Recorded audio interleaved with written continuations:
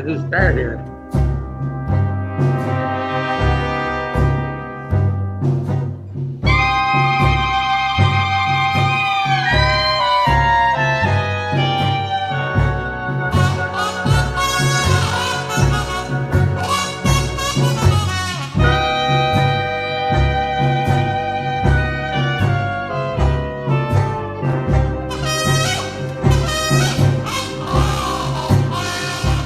Welcome, folks.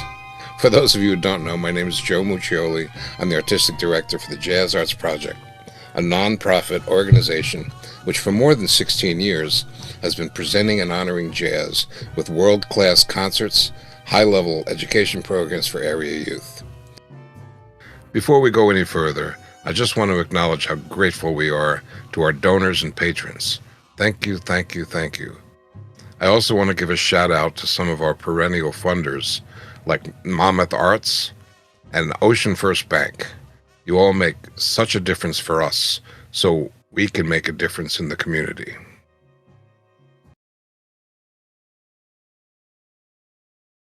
And meanwhile,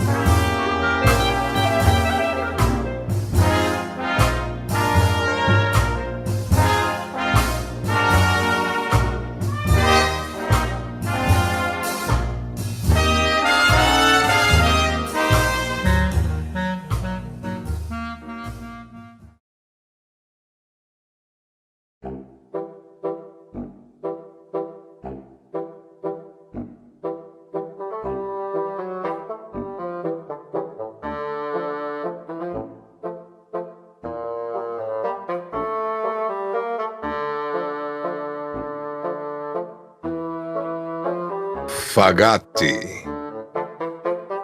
Yes, it's an Italian word. In English, forget about it. No, seriously. It's an Italian word for a specific instrument.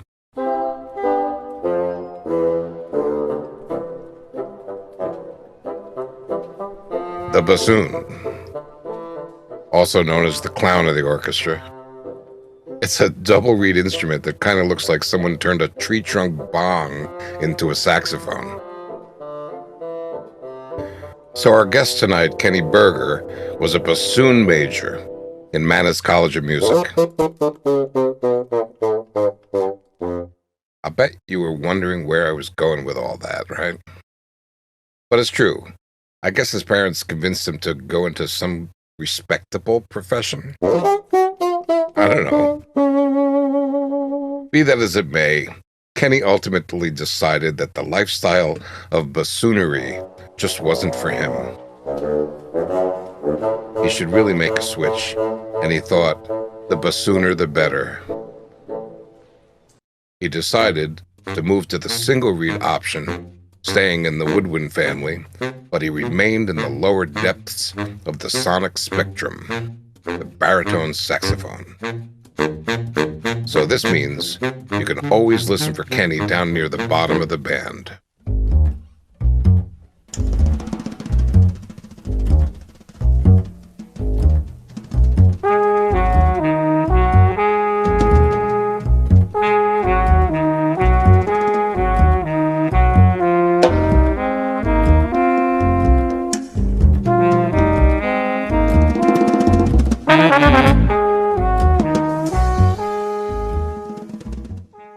Brooklyn native Kenny Berger has been a mainstay of the New York baritone saxophone world for many years. His performances and recordings over the years have been with the top echelon of the jazz world, the Thad Jones Mel Lewis Jazz Orchestra, the Lee Konitz Nonet, Phil Wood's Little Big Band, the Gil Evans Orchestra, Duke Ellington Orchestra, the Dave Brubeck Big Band, the John Pizzarelli Swing 7, James Taylor, Paul Simon, Liza Minnelli, Freddie Hubbard, and Buck Clayton, among many, many others. In addition to the hundreds of recordings as a sideman and other projects as a leader, Kenny has produced 2 critically acclaimed CDs as co-leader with trumpeter John McNeil, Hip Deep, Brownstone, and Brooklyn Ritual on Synergy Music. As an arranger and composer, he has written for Dizzy Gillespie's United Nations Band, the Lee Konitz Nonet, National Jazz Ensemble, Phil Woods, Bill Kirshner Nonet, Frankfurt Radio Big Band, the DSM Big Band, and the Westchester Jazz Orchestra, among others. He has also an array of publications, articles, and liner notes. And as an educator, he taught composition, arranging, and jazz history at Manhattan School of Music, the New School, William Patterson University, Rutgers University, Ramapo College, and the New Jersey City University. Now, folks, please welcome a recovering bassoonist, now a baritone saxophile, and the artist formerly known as the Lunar Bassooner, Kenny Berger. There you are, Kenny. Thank you, Joe. Well, as the late Danny Bank used to say, when people did those kind of language tricks you just did, wait in the truck. I hear you. What can I say? I had to fill up, Yeah, actually, I started on alto and took up the bassoon later. Is that right? Yeah. You wanted to be respectable? No, other people wanted to be respectable, and I just wanted to get them off my back. Actually. There you go. Let me see if I can find my my camera here. And Kenny, we want to make sure to hear you, so be conscious of your mic. I want to make sure we get every word in there. Okay. Every word, huh? All right. Every word. No children here. Okay. All right. Cool. Yeah. So how is it down in the depths of the sound sphere? Well, it depends on the situation, I used to, like back in the 70s when I was doing a lot of studio work, and most of it was kind of rock oriented. I used to say that you could go through a whole month of studio work as a baritone player and never use the octave key. Really? Yeah, but that stuff is gone now. It's okay. I mean, I actually wrote an essay on that for the Note, that newsletter from the Al Cohn collection. It's Stroudsburg University. And I actually wrote an article called The View from Below. That's great. The life of a baritone player. And I had a bunch of different anecdotes and, I did not, before I found out about this, I did not know you were a bassoon player. As a matter of fact, there's a few pieces that have bassoon doubles, and had I known that, I would have talked to you about that. Oh, yeah, well, if we ever play in public again, you know where to find me. Yeah, I hear you. Yeah. The Sketches of Spain, the Miles Davis Sketches of Spain, there's beautiful bassoon parts in that. Yeah. Yeah, I studied with, my first teacher was Bill Polisi, who was the father of Joe Polisi, who was the president of Juilliard. Right, sure. Wow. Well, I mean, all of the lower woodwind you cover. I mean, bari sax, bass clarinet, bassoon, anything else? Alto-clad. Contra-alto clarinet. Contra-alto clarinet. A fifth below the bass clarinet, Have you gotten into the contrabassoon? No, that I never got into. There isn't such a thing. Yeah, there is such a thing, but Cool. I remember one time I was on a gig with Jerome Richardson. I was with my reed. He was watching me messing with the bassoon reed, watching me for a few minutes, and then he said to me, he just looked at me and he said, "Better you than me, brother. Better you than me," and he walked away. Yeah. But you studied with Denny Bank, was that right? Yeah. He was probably my main teacher. I went to him. I might have been the first person who studied baritone with him. He used to teach flute to a lot of people. Right. And he taught, Harry Connie and Jimmy Hamilton studied the flute with him. He played bass flute, I think it was, on the Gil Evans, Porgy and Bess, Miles Davis thing. Bass clarinet. He bass played flute. He played on bass clarinet. He played on Miles' Head, and Porgy and Bess, and Sketches of Spain. I thought he was playing flute also. Bass clarinet. No, he Well, played. there's a double. There's a flute too on the Porgy and Bess. Yeah, there's a double flute and clarinet and bass clarinet on that. Yeah, and I actually, when I came to him, I studied baritone with him, and I didn't play flute yet. And guys kept telling me, if you want to work, you got to get the flute double together. And he said to me, this is interesting. He said, okay, he said, you have a friend who's a flute player? I said, yeah, it was this girl I knew who was a really good flute player. I was going to Manus then. And was a good flute player. We knew each other since we were kids. I said, yeah. He says, have her pick out the flute for you, and don't even take it out of the case till you come for a lesson. That way we don't have to spend the first couple of weeks undoing bad habits. There you go. And he taught me a lot of great stuff about sound and things. And, he had a million great stories. He had stories about everybody from Stravinsky to Artie Shaw to Bird, Once asked him, I remember a younger musician once, we were having dinner, and he asked him about Dizzy and Bird, and he went into this whole comparison of them as chess players, because he used to play chess with both of them. He was a nationally ranked chess player, too. Interesting. Yeah. Yeah. Oh. Yeah. If people don't know what we're talking about, Danny Bank. Huh? I'm sorry. Go ahead. He was much more interesting than me. That's why we're talking about him now. People don't know. Danny Bank was one of the busiest studio players in and around New York back when there was a really busy studio scene. Oh, yeah. Right. Yeah. And he used to. But here's an interesting thing. He had polio since he was a kid, so he walked with a brace and a cane, and he used to have somebody. He always used to have somebody hire somebody to carry the horns to the dates. Oh wow! He had this old guy named Freddie, and he said, I met him a few times. And he said, if Freddie ever asks you to borrow any bread, number one, don't give it to him, and tell me. Okay, and then I found out who Freddie actually was. Freddie was Freddie Freeloader, who the Miles Davis tune is named. How about that? So, as Mel Brooks said in the 2,000-Year-Old Man, I've known the great and the near great. There you go. Freddie the Freeloader. Oh. Oh, no, Freddie Freeloader. A critic once referred to him as Freddie the Freeloader.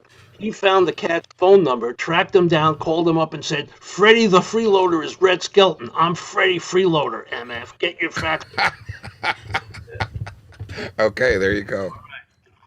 I remember doing tours with groups where the person in your chair, the Barry sax player, also had to carry a bass clarinet and a flute, and sometimes a couple of clarinets and a alto flute or something. So it's like all these instruments getting on a plane. They used to have to distribute the extra instruments to other guys in the band.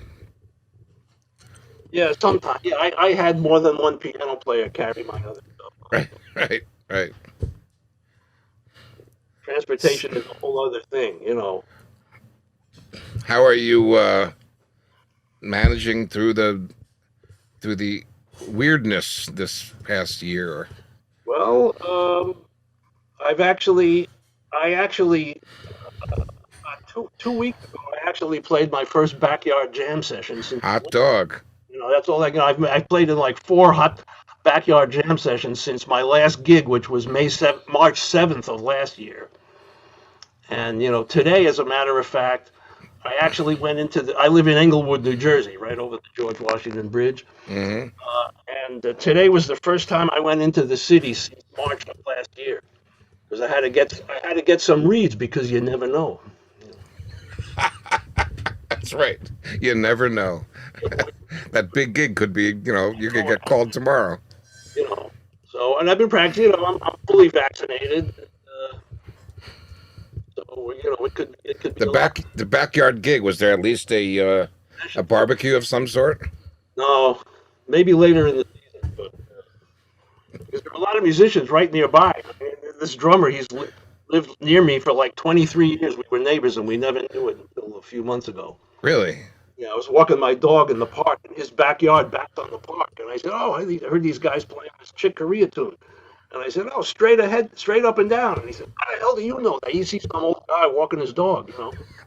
And wound up, calling Who me. is it? Would I know him? I don't know if you know him. His name was Richard Barata. No.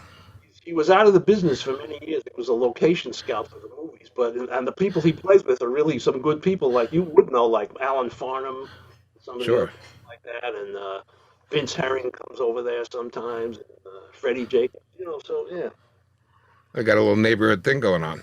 so that's the extent. Yeah, and the practicing. Roger Rosenberg, you know him, great Oh baritone. yeah, sure, We sure. were talking a few weeks ago, and we said, well, the one thing that we can be consolation is, we're talking about how you get sick of just practicing by yourself. If I wanted to play music by myself, I would have been a concert pianist.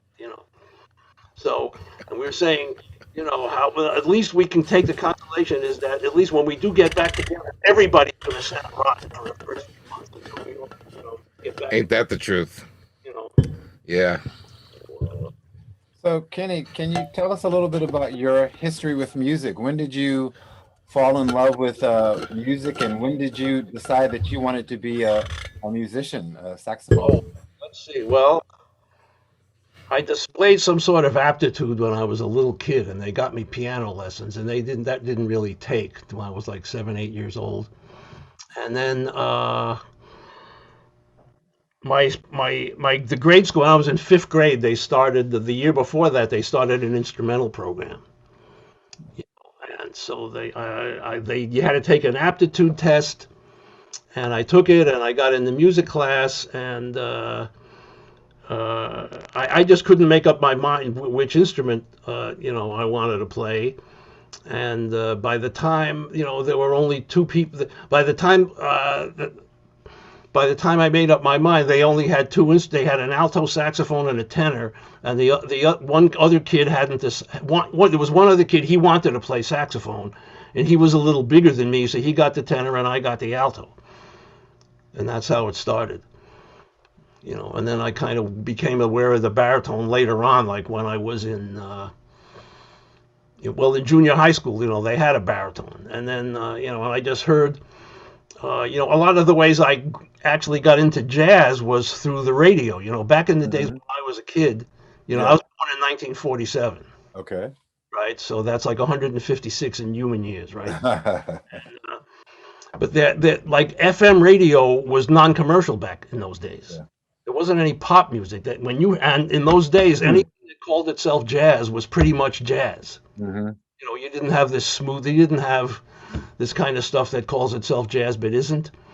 And I heard a lot of stuff on the radio, and like probably every person who ever played the baritone, the first person you heard was either Jerry Mulligan or Harry Carney. And I had heard Carney play "Sophisticated Lady." I remember on TV one time, Jerry Mulligan. I still have Jerry Mulligan's first concert jazz band album in mono that I got when it came out in 1960, right? And it was and one day, how I actually got into the jazz was I was playing saxophone, and I was getting kind of tired of hearing pop music. I didn't know what, but even if you didn't know anything about music in those days, they'd say, well, the saxophone is associated with jazz. So there was a neighborhood record store. I went down to the record store. I said, I want to buy a jazz record. Maybe I can hear some good saxophone playing. And I bought this record that was a sampler from Riverside Records. Good. And it had there was a track by Jerry Mulligan from the record he did with Monk.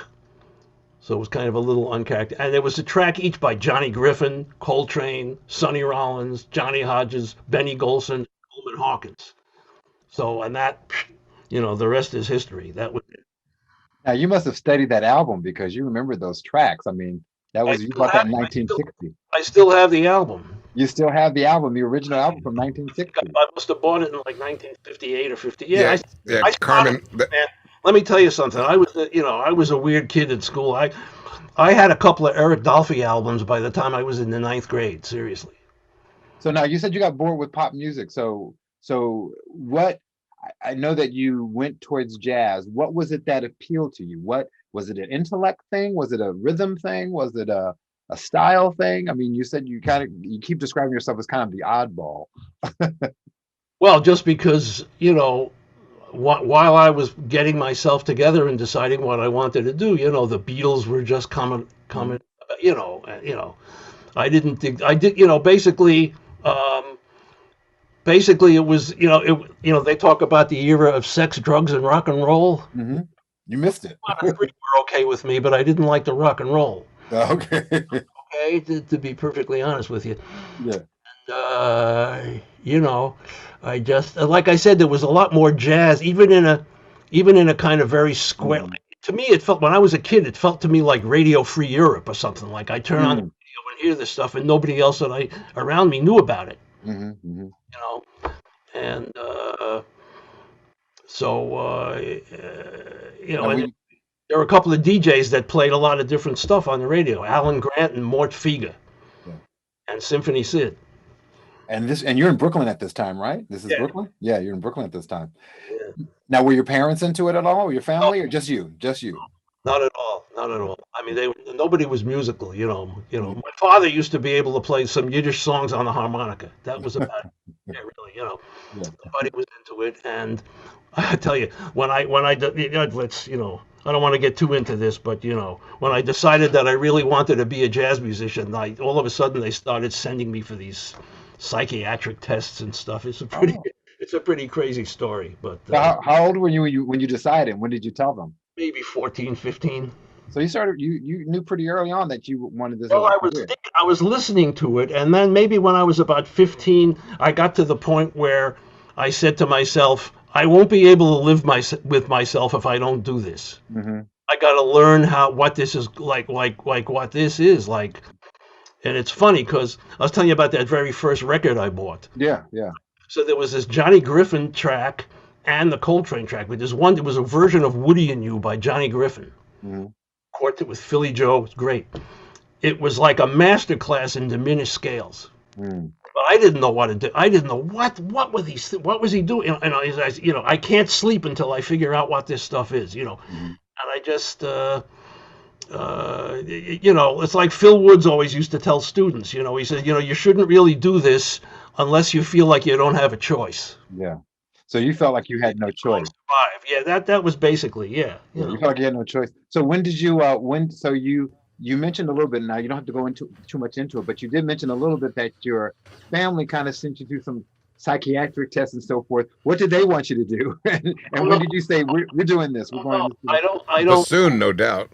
No, well, that was part of it. That was, as a matter of fact, my teacher at Mattis he said, oh, you can go audition for some orchestras now, And I was offered a full ride to Hart College on bassoon. This was 20 years before they had any. This was way before Jackie McLean was there. If Jackie McLean been there, I would have gone there. But I wanted to be around New York, and I wanted to play jazz. I really took up the bassoon as a double to get into studio work. Okay.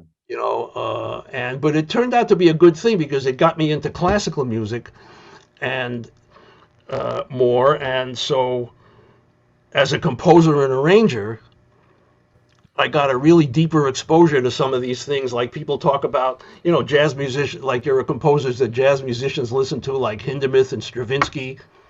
Like you talk about, so the Stravinsky octet and the Symphony of Psalms and the symphonies of wind instruments. I played those pieces. Yeah. That kind of stuff, and that it helped me more in terms of composition. I go back to that more in terms of composition. Yeah, the connections are really deep in terms of jazz composition to, what we can consider European classical music. Clearly. Yeah. I've been writing, chamber music. I don't know what you call it. It's not jazz, but I've been writing stuff like that. For a while they called it serious music. Yeah, serious music. And Dizzy Gillespie used to say, "What do you think we're doing up there? Stepping around?" Right. Carmen, I just want to point out that all those records that Kenny was talking about, that's vinyl.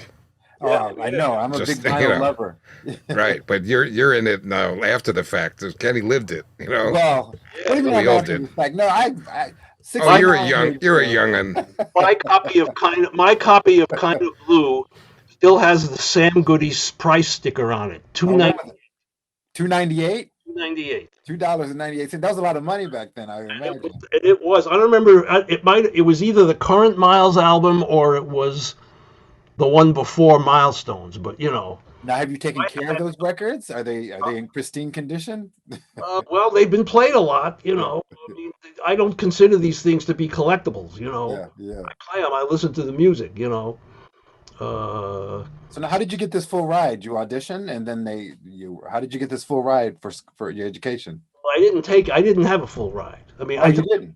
I You were was offered. a full ride at heart. I turned to Manus. I got some aid and stuff like that. How I paid? I didn't graduate Manus. I only went there for like 2.5 years. Okay. I usually paid my tuition. I got a couple of scholarships that were partial scholarships, recommend from my high school teacher and stuff. And basically, I got my tuition money because I worked in show bands in the Catskills. Mm. The so-called Borscht Belt. Hmm. Played in show bands over there every summer, and I saved money to do that. And that was a good education. Was a good preparation for doing freelance work of all kinds in studio. We're playing different music every night. And I did those Catskill shows also in the Borscht Belt, and that is an education for sure. Yeah, and there were guys that had big band libraries. We'd have rehearsal bands during the day. There were a couple of clubs where you could sit in after hours. I mean, it was a really good school. It was a school, but it was the real world. So, do you remember? Do you have a moment where you consider yourself having your first gig that was kind of moving you in the direction of your career outside of raising money for school? Do you remember where you felt like this is the gig you want to be at, like something that felt like a change for you? Not really a change. See, it was so different back then. Yeah. Nowadays, these kids they go. First of all, let me, the class thing is getting to be part of jazz now, like it never was before. Ah. Because all the kids now, they go to the new school, Manhattan. These kids, I was, we didn't live in abject poverty, but we lived, four of us in a one-bedroom apartment. We never had a car. My father was a garment worker. My mother didn't work. Nowadays, somebody like me can't become a jazz musician now because there's no way my family like mine could come up with 60 grand a year to send me to one of these places, where all the players come out of. Mm-hmm, mm-hmm. When I was coming up, players came from the street. Yeah. Network. We didn't even call it networking. You know what we called it? It was all done face to face. And like I broke into the jingle bit. My first commercial jingles that I did was because of an alto player that I played in a jazz rehearsal band with, Mm-hmm. and all that. It was kind of like it was all kind of word of mouth. Yeah.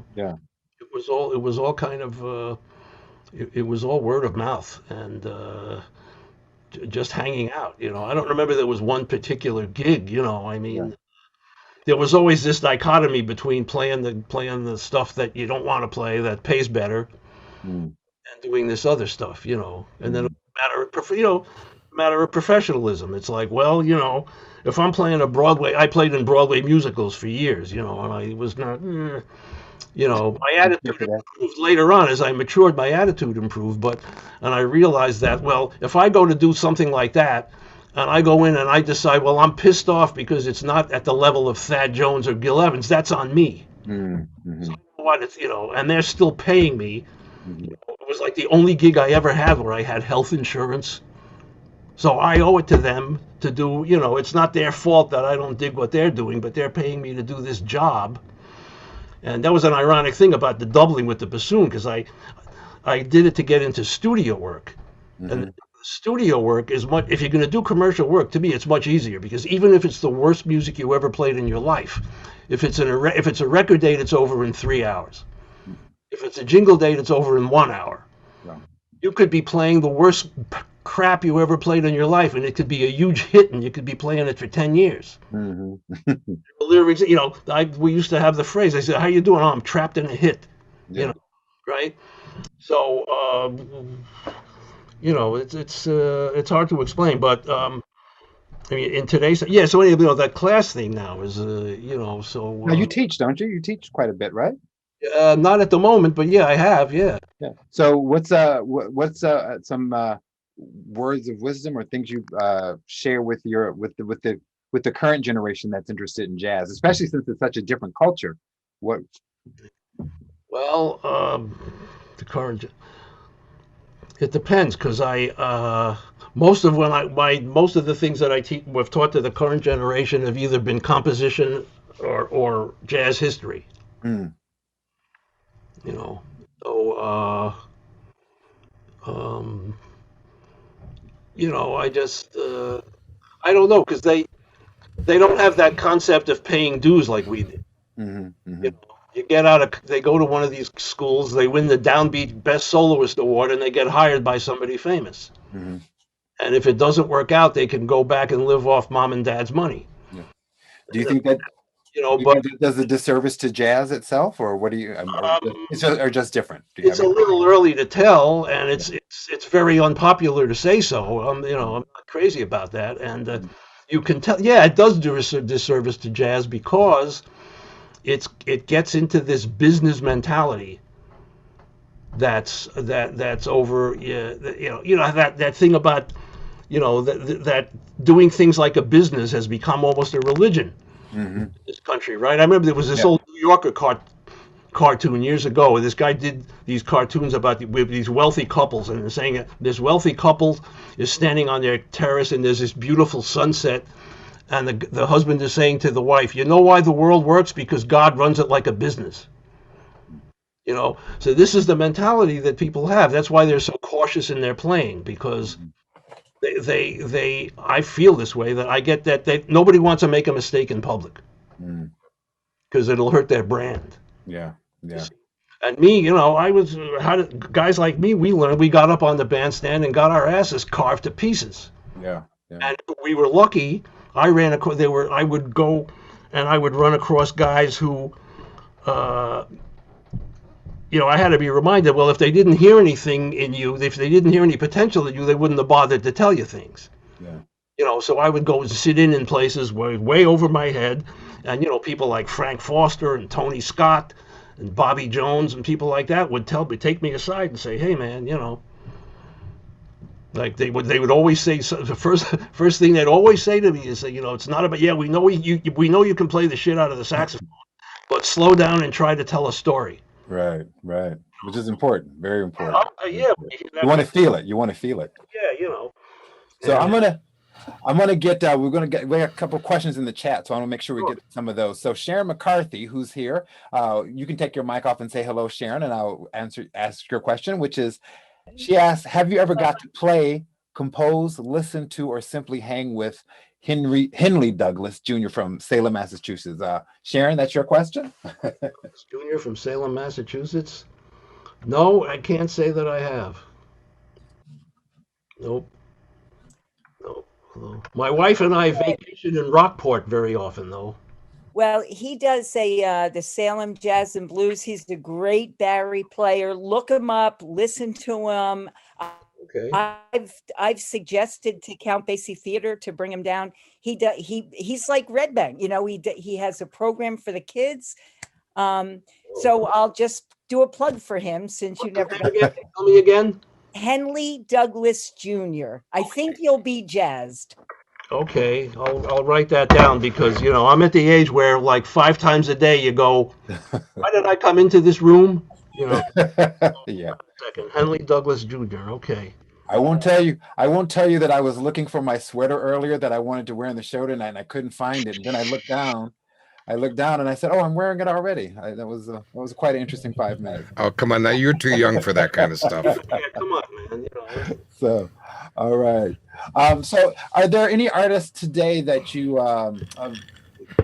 well, songs that you recommend, songs that you mentioned a lot of artists on the first album that you purchased. Are there some other favorites that you have that you that are kind of some standards or classics that you love to listen to that you think people should? Is it recordings? Yeah, recordings or artists that we should be paying attention to. Well, gee, man, you know, it's hard to narrow it down because I mean I do it. I've done a ton of listening, you know, because I'm about 95% self-taught as an improviser. Wow, that's pretty impressive. You know, I never really studied. I had one saxophone teacher when I was about 15 who showed me the form of a blues and he showed me a tritone sub. That's it. That's about the extent of my formal education as an improviser. Mhm. I took later on, I got into with jazz with composition later on with Bob Brookmeyer and Manny Album, you know, but as far as improvisation, you know, so I was just going around soaking things up, you know, and I also grew up in New York City. Mm. You know, so I would go hear, you know, I would hear, you know, Monk and Max Roach and all these people live, you know, Mhm. and That's pretty impressive, right there. That's that you know that's an experience that not many people have. yeah, I actually heard Coleman Hawk. This is making me sound even older than I look, which is not easy. I actually heard Coleman Hawkins live, and Wow. I heard Coltrane once. I had Coltrane live, you know. And, You know, that's why you know you mentioned that you teach jazz history. yeah. You know, we can talk about that a little bit because Yeah. we really haven't um, touched on that much with this audience. I have I'm very proud of the fact that we do attract a knowledgeable audience here, but you know, we could open up the discussion about jazz history that I think is something that is not really known enough of in our culture. There's a lot of myth. There's a lot of mythology about it. Mm. You know, there's also at these days there are a lot of the wrong people teaching. I got to tell you, I tried 25 years to get a degree, a full-time teaching job teaching jazz history because I got to the point where I figured, you know, I'd rather teach about what the music I love than keep playing a lot of music I don't like. So I actually, when I was 50 years old, I went back and got a master's degree in jazz history Mhm. at Rutgers University. It was being taught by an old buddy of mine who's a great jazz historian, Lewis Porter. So I actually, you know, you know, one difference between me and a lot of the people who were teaching, even the musicians, is that you know, Lewis Porter always told me, you know, if you're going for a gig, remind them that, like, if somebody's trying to do research on a musician who was around New York in the last 50 years, you probably knew him. You know, so I actually knew people that the people who were teaching it only read about in books. Mhm. Lately, because of the political thing, and, you know, let's face it, you can't discuss jazz history without discussing race. Yep. Like you can't teach the swing era without teaching about white bands and black bands because they were in separate universes, Mhm. right? But because of that, a lot of people in academia think that that's all there is to it, you know, the political, and so they roll jazz history teaching into like African American studies, and that's fine, but they have people teaching it who don't even know anything about music. Mhm. To them, Mhm. it's just a sociological phenomenon, you know. They also, you know, I had a student in a class I was teaching at Rutgers, and she said, "Oh, my sociology teacher said, you know, that black people, you know, that oversimplification, black people invented jazz and white people stole it." Mm. You know, and I said, "Well, Dizzy Gillespie said 5 words that put that thing to rest. You can't steal a gift." Mm. So, but anyway, so there's all this mythology and people, you Mhm. know, right? You know, like there hasn't. People say Buddy Bolden had a sound that you could hear. There hasn't been anybody alive who heard Buddy Bolden live in 80 years. Pretty soon, there's not going to be anybody around who heard Bird live. Mhm. Right. I was thinking about that the other day. You know, the youngest person I know who heard Bird live is 85 now. Wow. Well, now, do you record? You know, there's all with technology these days. I mean, everybody's creating stuff. I mean, we're doing a Zoom. There was something called StoryCorps where people kind of record these stories. Do you have some stories that you are jot? Do you write anything written down? Are you recording these stories orally, or how will you pass this along? No, I haven't. You know, I mean, just my own story or stories I know about. Well, what I'm saying is that you know, you've got an experience that people would, you know, some people would dream to have, and so you carry that inside. And so I was curious in terms of, have you ever thought about recording some of those experiences in terms of verbally sharing what that experience is like. Like, what was it like to watch Coltrane? What did you feel? What was that night like? And where was it? Was it at what was it at a club? Was it kind of a hang? Was it? You remember the Fillmore East? Well, I've heard of it. Yeah. This was at the Village Theater, which was what the Fillmore East was before. Okay. It was before the Fillmore East. Yeah. It was 1966, I think. Okay. Yeah. Well, because musicians, you want to talk about stories. I mean, one of the people that you had on one of these previous Mondays with Mooche was Bill Crow, and Bill Crow is like a walking encyclopedia. He's been collecting them and putting them in books. I've sent him a few of the ones that I've heard from over the years.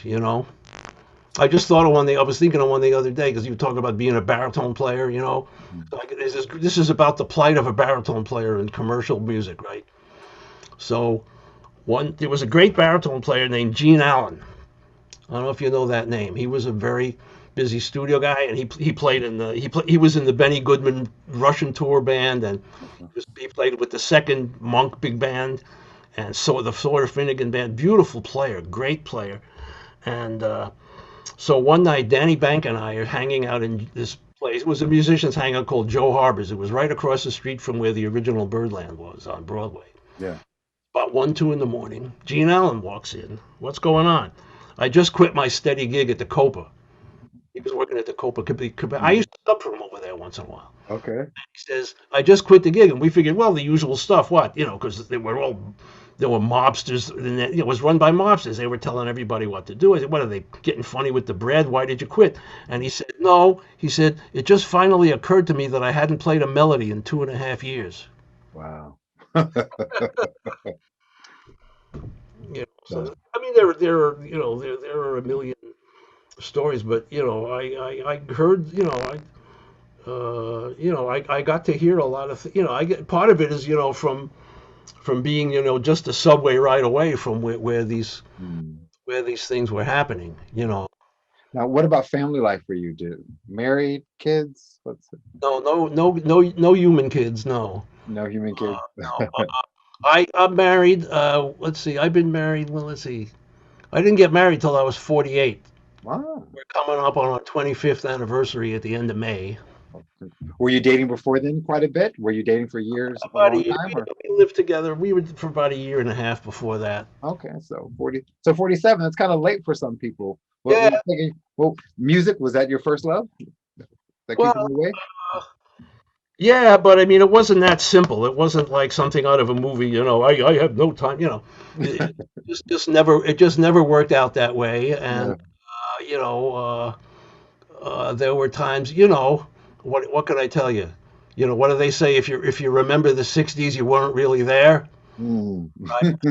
There were times when I was probably not a great prospect. Anyway, I was.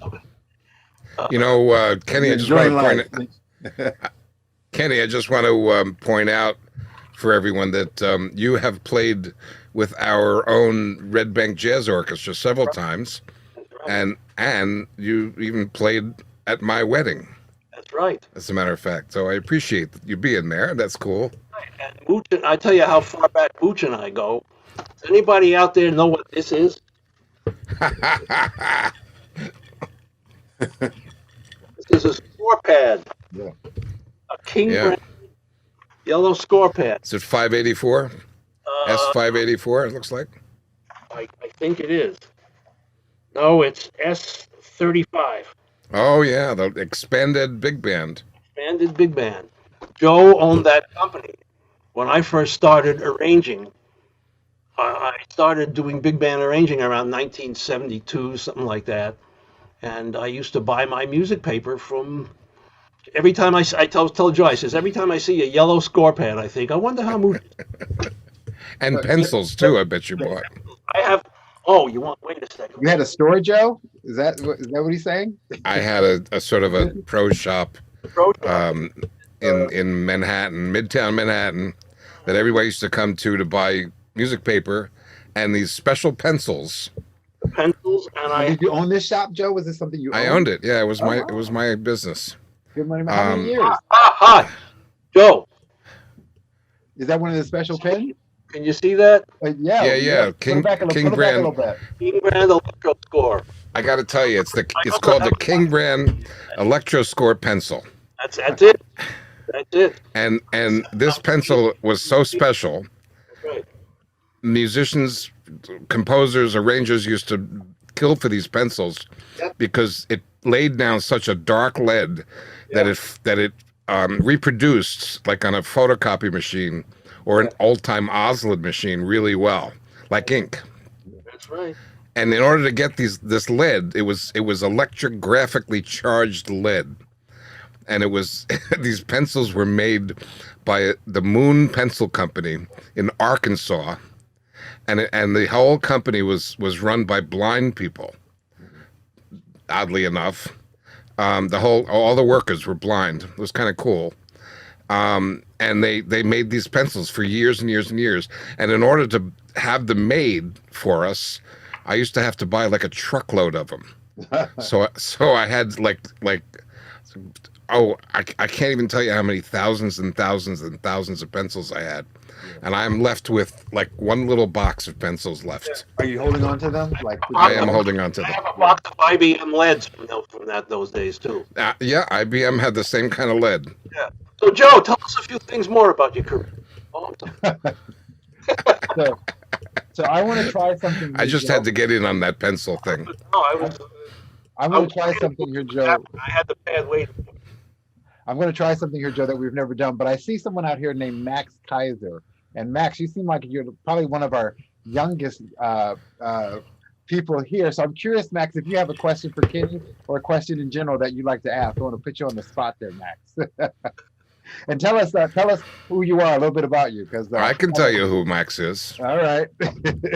Max was in our go ahead. He was in our Jazz Arts Academy program. Okay. So Max was a saxophone player and is also a piano player. All right. So go for it, Max.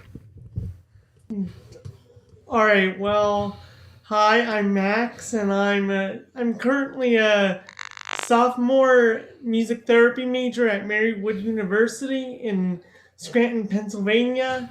Cool. And yeah. It's fantastic. So do you have any question for Kenny, or just any question in general? Anything you want to? You know Jim Buckley? Wait, Do you know Jim Buckley? no. He's a really good baritone player. Lives out in Scranton. Anyway, go ahead. I'm sorry. Go ahead, Max. No, actually, I didn't. No question. Okay. Somebody had a question for you, so we're going to ask you this. Do you know what the term bread means? Do you know what the term bread means in jazz? Yeah, like money. You're asking Max? Yeah. Would you say, Max? Money. All right. So good. Sharon wanted to ask that question, so we just wanted to see. So you're doing good, Max. You're doing good. Wait, do you know what? Cats really well. How about this one? Do you know what a yard is? Yeah. Oh, yeah. You say, how much does this pay? It says, I'll give you a yard. Yeah. What's that mean? $100. $100. And the other term for that is a bill. Mm-hmm. Bill also meant $100. It's a great story. Manny Album, great arranger. Yep. One of the sweetest human beings who ever lived, and one of the great punsters of all time. But there was a time when an arranger asked him, how much does Woody Herman usually pay for an arrangement? And he said, 3 bills, 2 10s and a 5. Right. Yeah. Hey, Kenny, do you know Bruce Idem? Sure, Bruce. He came in the room. Did you bring your plunger or what? Bruce, a great trombone player. Yeah. Great trombone player. Well, it looks like he turned his camera off. Oh. I guess he went to the John. I have such great timing. So that's well, all right. Well, we'll wait for him to come back. Okay. We miss him, don't we? So one of my other question I just have did you travel with your work? Did you travel quite a bit with your work? I mean, because you talked a lot about New York. I'm just curious about a exciting place you have traveled to that you enjoyed. on your journey? Yeah, well, some were some were I liked, some were I enjoyed, and some were just maybe not that enjoyable, but were really fascinating. Mm. Like when I went to Europe with the Ellington band with Mercer Ellington, and the tour started off with 2.5 weeks in Poland, Wow. and it was Iron Curtain days, and my mother was born in Poland, Oh. and so that was kind of, also seeing what people did, the length that people went to hear the music in those Iron Curtain countries, and I remember it was funny because I hadn't I hadn't played any gigs with the band till I got to Poland. Mm. The previous baritone player was a friend of mine who I replaced on it was a guy named Bobby Eldridge. He's a really fine baritone player. He was actually Roy Eldridge's great. Roy Eldridge was his uncle. Okay. So I got there, and it's pretty funny. So I was on the bus coming from the airport, and so I knew a couple of guys on the band, but some of the guys missed the plane. Mm. It was really like the road manager. They had appointed the wife of one of the trumpet players road manager very recently. She wasn't very worldly. Mm. The manifest said that the plane left at what is it? 1900 hours. Okay. At 7:00, right? Right. She thought it meant 9 o'clock. Oh. So a few guys who lived out in Queens near the airport thought they didn't have to be, we blah blah blah, right? So they get there and not everybody knows who I am, which is pretty. Like some of the guys in the band, they see a white guy on there, they thought I was one of the interpreters. What time do we go to the hotel? And then, but it was funny because and some of these the interpreters, they started saying to me, it was a pretty funny thing, especially with my side of my family coming from. Yeah. They said, we don't have any racial problems like you have in the States. Mm. So I said, let me ask you 2 questions. Have you ever tried having more than one race at a time? More than what? More than one race at a time to see how that works out? And by the way, how many Jews do you have left? And it was like, whoa, look at the time. Ooh, ouch. Whoa. And then we also went to East Germany on that trip. Now, East Germany made Poland look like Tahiti. Wow. By comparison. And we went through when you flew into Berlin in those days, it's in East Germany, but you fly in, you don't go through any of that stuff that you go. We went by bus. Mm. The Brandenburg Gate. They kept us sitting there for 2.5 hours. Mm-hmm. And, it was just some interesting things. And then with it's like there were 3 years, several years in the late 70s where I was on the road part of the year, each year. That was in 77. 78, I went on a national tour for about 9 weeks with Thad Jones and Mel Lewis. Mm-hmm. That was all by bus. We went all the way down south, all the way across, all the way up the West Coast as far as like Vancouver and then back. Mm-hmm. And that was really great because I'd been subbing in the band for a long time. I started subbing for Pepper Adams in that band like around 1971 or so, 72.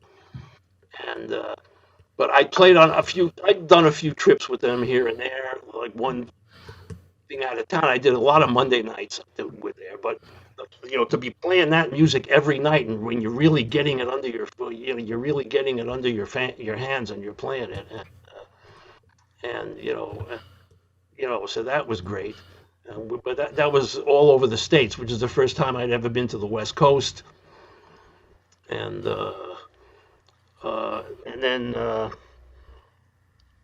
then the next year, starting in '79, I did like a world tour with Liza Minnelli. She had a 12-piece band. Oh, Liza. Jazz players, she actually liked to hear us playing behind it. It was like looser than you would think it was. Yeah. So and also, that was like first class. We never hit and ran. Like we got to every place we went, we got there the day before and left the day after. Wow. So it was different. Whereas, And did you work that whole tour? the Mercer Ellington tour, there were guys who'd been on the band with Duke, who'd been on the band 15, 16 years, and they said it was the worst tour they'd ever been on. The Mercer Ellington? Yeah, That really, was the worst? Yeah, there was this Swedish booking agent that used to just treat people like cattle. Mm. And, and then it was a funny thing. This is kind of like real inside baseball. This is some real like scandal stuff. But Mercer Ellington at the time was trying to establish his own musical identity. Now, Mercer Ellington, he was a very nice man, and he was in a very unenviable position. I always used to feel kind of sorry for the guy, because I used to say, like, imagine if you were Willie Mays' son, Mm-hmm. and you had no athletic ability whatsoever, but they still expected you to play center field for the Giants. Mm. Right? So that was where Mercer was. Mm. So, and he was trying to do something different, and so there were some things that were just embarrassing. They used to play an arrangement of Duke, the Stevie Wonder tune, which has nothing to do with and it was not an improvement on the original. Oh boy. And they used to end concerts sometimes with the vocalist and two of the trumpet players doing steps like Gladys Knight and the Pips playing no. down the road. And at the time, Ouch. in New York, meanwhile, I was working with the National Jazz Ensemble, which was the first of those repertory bands, like what the Lincoln Center Jazz Orchestra is. Yeah. This was Chuck Israel's? Chuck Israel. We were doing that stuff. That was where David Berger started transcribing the Duke Ellington music. Right. And if it weren't for David Berger, the Lincoln Center Jazz Orchestra would have to be buying their charts the same places all the colleges get them. He was the guy that broke that code and really opened that up. Right. But so I was playing there, and we played a lot of we were playing Ellington music from the 20s to the 50s, and I was also playing with the Alvin Ailey Dance Company, which was doing a lot of programs of Ellington music live. And it suddenly occurred to me, I was over there, and was sleeping on the bus and missing meals and all this, and I said, man, not only does this suck, but I'm actually playing more authentic Ellington music back home than I am here. Right. So that, and then the Liza gig was an eye opener, because it was nice to, play and, get some sleep and see the places that you've traveled to, There's a little bit of a list of famous baritone saxophone players that come to mind very distinctly, beginning in my book with Harry Carney. And you mentioned Pepper Adams, of course. All with their own unique styles, but, we learned something from all of them. Jerry Mulligan, you mentioned before. Did you know Hamiet Blewett? Yeah. Also a sort of a unique... about a year before he died, yeah. Ronnie Cuber. Yeah. Joe Temperley. I loved Joe Temperley's playing. Temperley was great. Joe Temperley, he had a great line about this thing how Mercer Ellington, kind of didn't live up to the expectations. Yeah. Joe Temperley used to say, the only thing you learned from the old man was how to change suits at intermission. Ouch. Ouch. Yeah, that's rough. That's rough. So, Kenny, I want to thank you so much for being here. I'm just going to take this moment to thank everyone else also for being here as well. We really appreciate you guys coming out and supporting Jazz Arts Project. We're happy that to come back and join us. We're going to be doing every other week now. So our next Mondays with Mooch will be, I believe that will be April 5th, if I'm not mistaken, looking at the calendar. So I just want to make sure I got that right. So you'll be coming back April 5th. And we should let you know that April coming up is Jazz Appreciation Month. So we got some fun things planned. April 11th, we're going to be having Don Braden back with us, and we're going to actually do a live performance with Don Braden. And then April 30th, we got a special event that Joe is working his magic on. So we'll have that coming up on April 30th, and some other fun things. April 19th with April Nikki 19th? Parrott. Oh, Nikki Parrott. Okay. Mondays with Mooch with Nikki Parrott. Yeah. Oh, great. So got that scheduled already. Awesome. So want to thank you guys for coming out tonight. And as you know, Jazz Arts Project, we also are starting recruitment for Jazz Arts Academy. So we're also getting that underway. Zach is out there working diligently, getting that moving. And so we're keeping things going. And as Kenny mentioned, he has been fully vaccinated. Congratulations, Kenny. Glad you got that done. I hope that many of you are able to get your vaccination, at least are on your way with one and getting your second shot and however that works. But hopefully we're going to be getting together soon. And in the meantime, we are keeping it going. So we ask if you can make a donation. We, of course, will take your wonderful support here. No dollar is too small. And I'm going to put it in the chat, jazzartsproject.org/give. So please, you can make your contribution there. We would really appreciate that. So just wanted to do that quick plug. Joe? You know, all the dollars are the same size, right? A single dollar is like the same size as $100. So it really shouldn't matter much. Just kidding. Yes. So we are, in fact, planning a summer with in-person concert events, believe it or not. And I should warn you that we are planning it. Whatever happens until then is going to determine whether we can actually pull it off. But we're going to use the April events that Carmen mentioned to sort of transition into that kind of thing. So we're going to have some live feed concerts with no audience, but it will be live, essentially with a cameraman, and the band is going to be in the same place, in the same facility, same room, and we're going to broadcast that over these same bat channels. So it's something to look forward to, and it's something to see how we can transition into a live performance. So we will do our best to do that. As usual, I don't know, Kenny. You know, somebody asked if there's any way we could hear you playing. I wonder if you'd like to play us out. Is it possible? Well, let's see. I have one. I play a little bit on this, but this Okay. This is a small group piece. I co-led a group with John McNeil back in the '90s, and I wrote this as a drum feature for Steve Johns. Can you share that with us? You're going to do it to share? Yeah, I'm going to put it on. Hold on. Okay. Before you do, I just want to say thank you to everyone for coming. Please come back to some of our other Mondays with Mooch in the future. And there was something else I wanted to say, and I can't remember it right now. Oh, as usual, our after gig hang. We're going to go up to a certain point. We only have a few more minutes here to listen to music, and then I'm going to stop the recording and stop the Facebook feed, and we can stay on for another few minutes if anybody wants to stick around for our after gig hang as an unofficial, intimate kind of thing.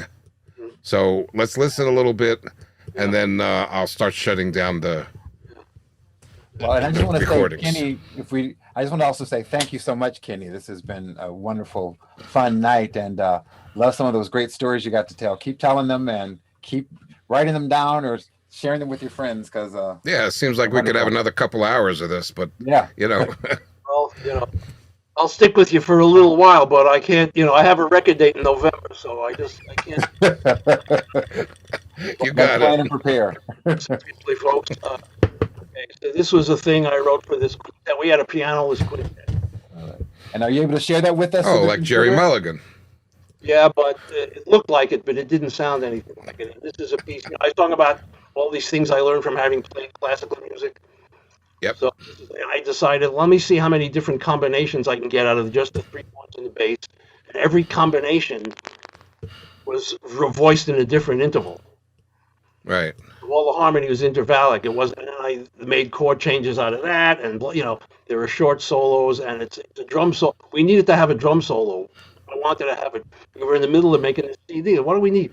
And I did this in a couple of days. And I want to go play the melody and then turn them loose. I had to integrate the drums in here, and so That's cool. So that's part of the story here. And be sure to have your sound turned on so we can hear it.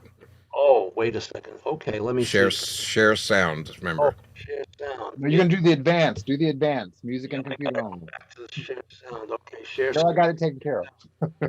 Where is that? This share sound. Okay. You're gonna Screen or share sound? no. You want to go. Remember up at the top it says advanced.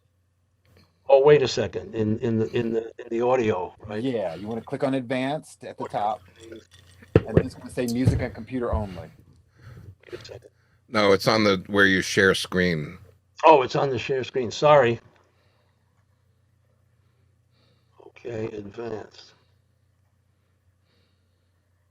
All right. Well, okay. That's it? Yeah. So Okay. I'm not exactly George Jetson here, as you can see, but I'm doing the best I can. None of us are. This is such a learning curve. It's ridiculous. Yeah. Okay. And then once you get that set up, you hit share screen, and then we can. Share screen and then computer audio, right? Yep.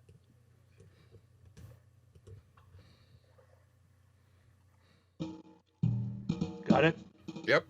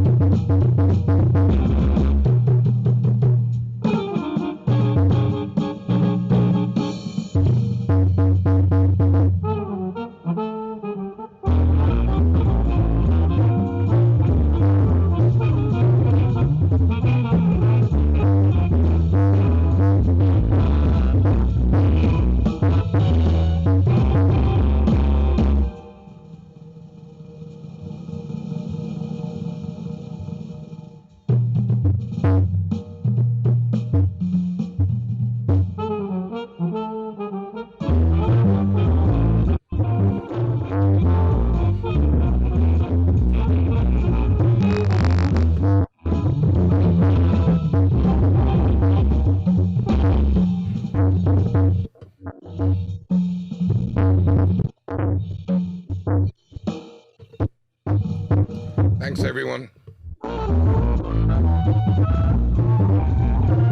Thank you, everybody. Kenny, thank you. Let's give a round of applause for Kenny. Round of applause for Kenny. Thank you.